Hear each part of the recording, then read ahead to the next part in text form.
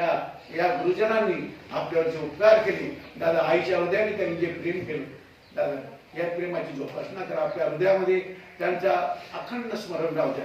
कारण जसं आई आपल्या लेकराच्या हिता करता, बालकाचे चाली माता जाणून पाऊल घाली, आई जशी आपल्या लेकराच्या हिता करता अशी हळूहळू आपली गती विसरते आणि हळूहळू पाऊल टाकते. तसं या सज्जनांनी आपल्या करता, जसं एखादी हे सगळे ग्रॅज्युएट आहेत आणि ग्रॅज्युएट असूनही आपल्या विद्यार्थ्यांच्या हिता करता जसं अर्भकाचे साठी पंते हाती धरली पाठी, अर्भका करता आपल्या नातवंडा पटवटा करतात, तसं एक आजोबा जसे आपल्या लेकराच्या हिता करता, तो जरी ग्रॅज्युएट असला तरी पदवीधर जरी असला तरी तो आपल्या लेकराच्या हिता करता आणि शिकवण देतो.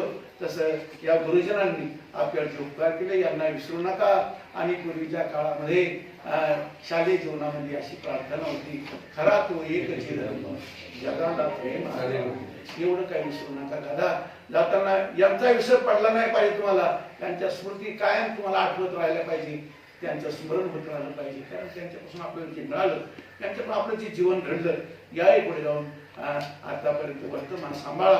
वर्तमान सांभाळण्याचे परिणाम असा आहे, भूतकाळाचा विसर पडतो, भविष्याची चिंता मिळते आणि तुमचा वर्तमान येणाऱ्या विद्यार्थ्यांना त्यांच्या प्रवासाकरता तुमचा वर्तमान आदर्श ठरतो.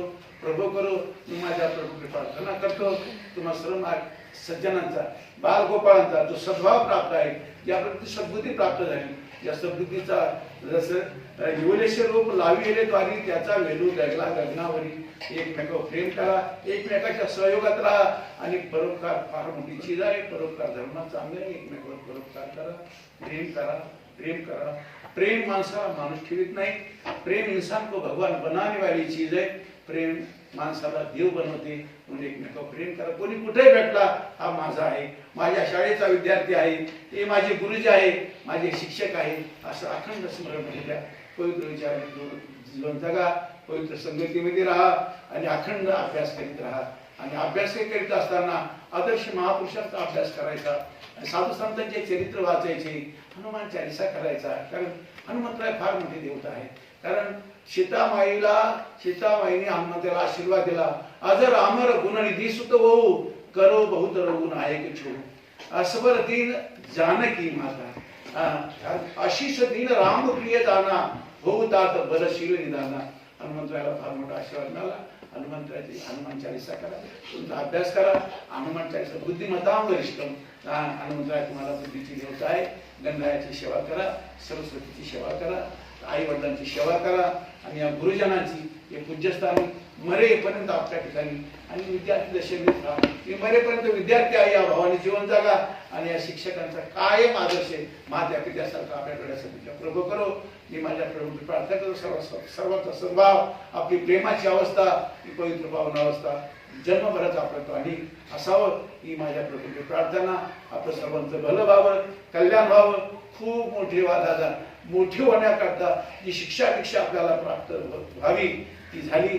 याही पुढे जाऊन असंच आपल्या जीवनात ही सरळता, विनम्रता, विद्या विनयन शोभती या भावाने जीवन जगा.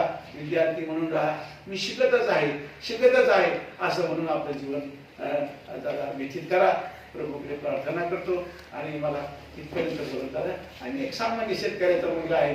मी तुमच्यामध्ये इथं माझी शाळा, इथं माझी शाळा इथेही झाली, मी मिसला होतो. आणि दादा आदर्श शिक्षक कसे असतात हे बघा. मी त्यावेळेला होतं दादा, माझे जे मास्तर होते त्यावेळेला हेडमास्तर, मी नर्मदाची प्रदक्षिणा केली. हेडमास्तर पती पत्नी घेऊन नर्मदाची प्रदक्षिणा होते. आणि आदर्श जीवन आहे, या सज्जनाकडे पाहून आपल्या जीवनाचा प्रवास करावा ही मी प्रभूकडे प्रार्थना करतो. आणि पुन्हा शेकायला माझ्या गुरुजनांना वंदन करतो, माझ्या शिक्षिका मातांना, त्यांच्या भगिनींना वंदन करतो, बालगोपांना वंदन करून मला बोलण्याकरता इथं बोलवलं. याच्याबद्दल सर्वांना